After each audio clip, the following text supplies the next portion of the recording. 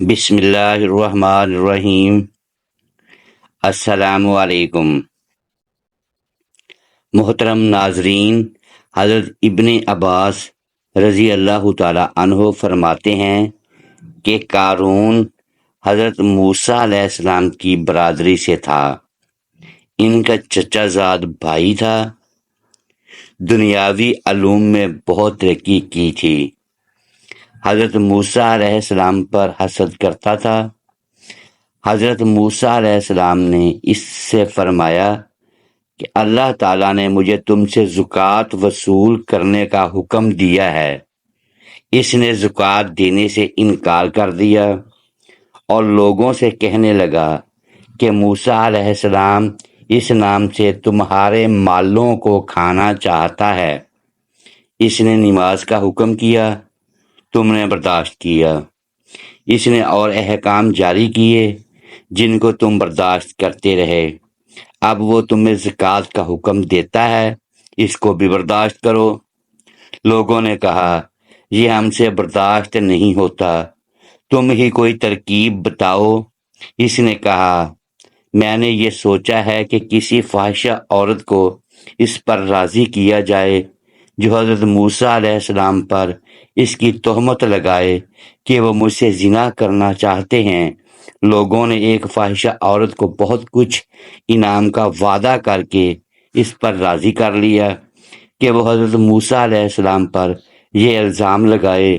اس کے راضی ہونے پر قارون حضرت موسیٰ علیہ السلام کے پاس گیا اور ان سے کہا کہ اللہ تعالیٰ نے جو احکام آپ کو دیے ہیں وہ بنی اسرائیل کو سب کو جمع کر کے سنا دیجئے۔ حضرت موسیٰ علیہ السلام نے اس کو پسند فرمایا اور سارے بنی اسرائیل کو جمع کیا، اور جب سب جمع ہو گئے تو حضرت موسیٰ علیہ السلام نے اللہ تعالیٰ کے احکام بتانے شروع کیے کہ مجھے یہ احکام دیے ہیں کہ اس کی عبادت کرو، کسی کو اس کا شریک نہ کرو، صلہ رحمی کرو، اور دوسرے احکام گنوائے جن میں یہ بھی فرمایا کہ اگر کوئی بیوی والا زنا کرے تو اس کو سنسار کیا جائے۔ اس پر لوگوں نے کہا اور اگر آپ خود زنا کریں؟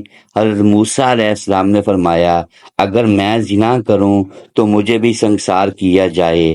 لوگوں نے کہا آپ نے زنا کیا ہے؟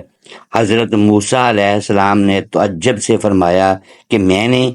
لوگوں نے کہا جی ہاں آپ نے۔ اور یہ کہہ کر اس عورت کو بلا کر اس سے پوچھا کہ تو حضرت موسیٰ علیہ السلام کے متعلق کیا کہتی ہے؟ حضرت موسیٰ علیہ السلام نے بھی اس کو قسم دے کر فرمایا کہ تو کیا کہتی ہے؟ اس عورت نے کہا جب آپ قسم دیتے ہیں تو بات یہ ہے کہ ان لوگوں نے مجھ سے اتنے انعام کا وعدہ کیا ہے کہ میں آپ پر الزام لگاؤں۔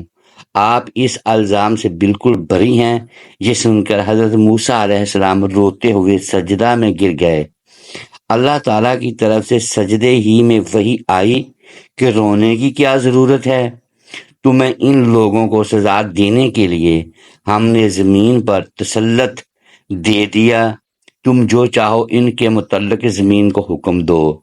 حضرت موسیٰ علیہ السلام نے سجدہ سے سر اٹھایا اور زمین کو حکم فرمایا کہ ان کو نگل جا۔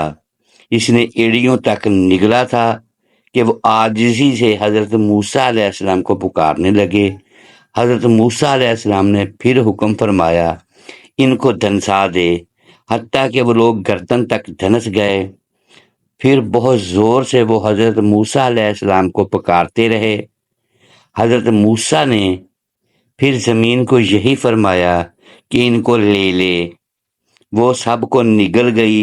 اس پر اللہ تعالیٰ کی طرف سے حضرت موسیٰ علیہ السلام پر وحی آئی کہ وہ تمہیں پکارتے رہے اور تم سے عاجزی کرتے رہے۔ میری عزت کی قسم اگر وہ مجھے پکارتے اور مجھ سے دعا کرتے تو میں ان کی دعا کو قبول کر لیتا۔ محترم ناظرین، اگر ویڈیو پسند آئی ہو تو اسے لائک کریں اور اپنے اس چینل کو سبسکرائب کریں اور بیل آئیکن پریس کر دیں تاکہ ایسی اسلامی ویڈیو بر وقت آپ تک پہنچتی رہیں۔ شکریہ۔ اللہ حافظ۔